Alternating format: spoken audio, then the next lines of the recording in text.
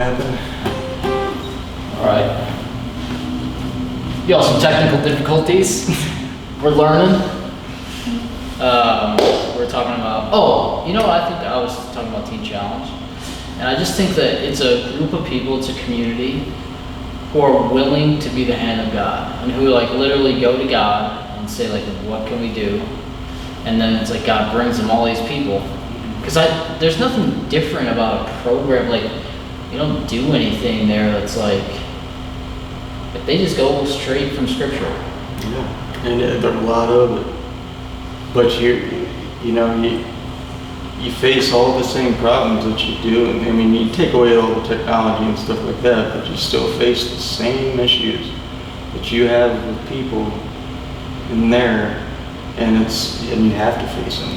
You don't have a choice. You can't just like go somewhere else or go to you have to face them. Like Jason said, he said, I'm on work detail the next day with him. If I got some issue, like somehow you'd end up, like you better face them, like he said. For sure. It reminded me a lot of the military, actually, just from a schedule standpoint, just how things are structured. I mean, and I think being in the position that we are coming into that, we need structure. Yeah. Whether we like it or not, we need structure, something to be consistent in our lives. And, do you find yourself looking for that same structure now? Or like, do you?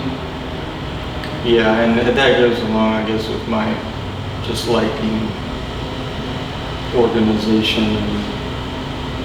And I wouldn't say I'm horrible with change, but more comfortable you are with something, I guess. But your change is going to happen, it's inevitable. But if you can create good habits instead of bad ones, I guess, and develop a routine, that's. Has anyone ever prophesied over you or your life? Yes, that would be Pastor Jonas. It was shortly, it was actually before I came here. And I forget the exact words, but he pictured like a rainstorm and a field flooding, and God told him that it was like, made the comparison to me, like that rain being like all of my past and everything, and certain people in my life, and I had to do a certain thing. I can't put my finger on it, and it had to do with coming to Teen Challenge and everything, but for that rain to cease, and that I was going to do this. It was going to make an impact in my hometown. And that's kind of like, at first I was like, really stuck on that being a worship leader thing. I had to be a leader, But I've learned since then it's not necessarily being a leader, it's just being okay being wherever God wants me to be. Yeah. And not everything happens when I want it to happen. Not everything. God doesn't work on my time. That's a tough one, dude. He doesn't work on my time. And it's like, I have no doubt that God has plans for me and to use the gift that He's given me. I wouldn't be sitting there with this guitar if He didn't give me the gift of music. I never took lessons. I never, everything that I know about music is completely self-taught and sitting in my room by myself picking apart songs. Oh my gosh. And that's nothing I could have accomplished without God. Yeah.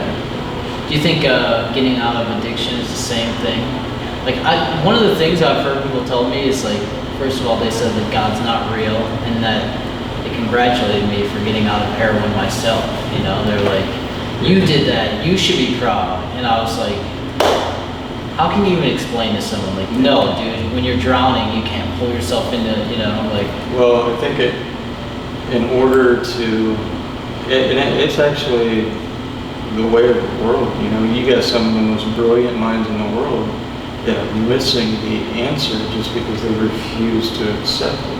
yeah, And it's like, to me, especially like you're a scientist, you have to be able to accept all views. Consider, I should say, consider all views. But they leave God out. They want to exclude God. That can't be one of the variables, you know, when it's actually the answer. yeah, You know, and I think that's the same for like anybody seeking help, is you have to be able to, first of all, you have to want it. Nothing is going to work unless you're ready for it, unless you see there's an issue and you're tired of that issue and it has control of you and you want freedom from it. If you can get to that point, God can work with you. He can change you. yeah, Because you're desperate. You know, I know when I came in, I was at the point that I didn't want to live anymore, and I was willing to let God have His way. That's really Yeah. what it is. And you going through the process of Teen Challenge, and you know, there's been people who say, "Well, you had jail." I mean, you're the one that took me to court, yeah. and you know, I responded with, "Dude, it was 10 days." Okay, I could, Not in late 10 days sentence. of jail, you know.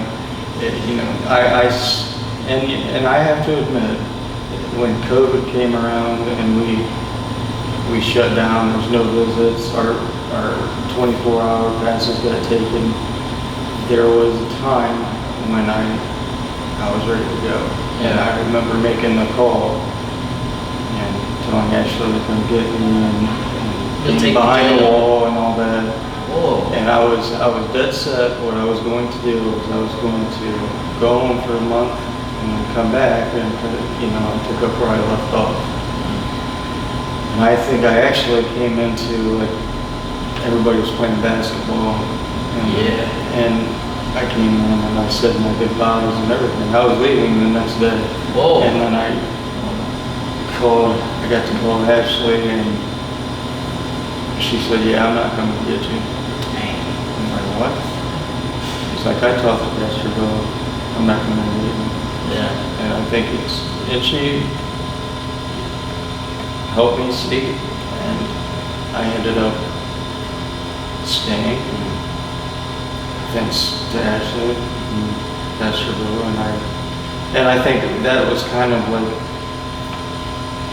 the top of the roller coaster, and then it was downhill from there.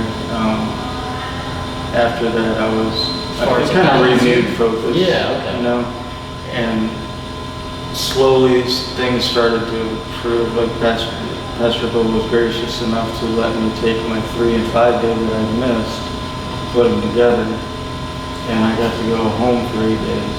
yeah, And then I came back, and I got put in the quarantine room, and I loved it. yeah, I bet. I loved it. And he let me have my guitar and my music, and so I was reading the Bible, I was playing worship music, and then I got another little brother, and it was Jeremy. Oh, He yeah, came in, and it was cool, you know, and then I got another little brother, and they started, piling them on, and I'm like, you know what, I was so completely different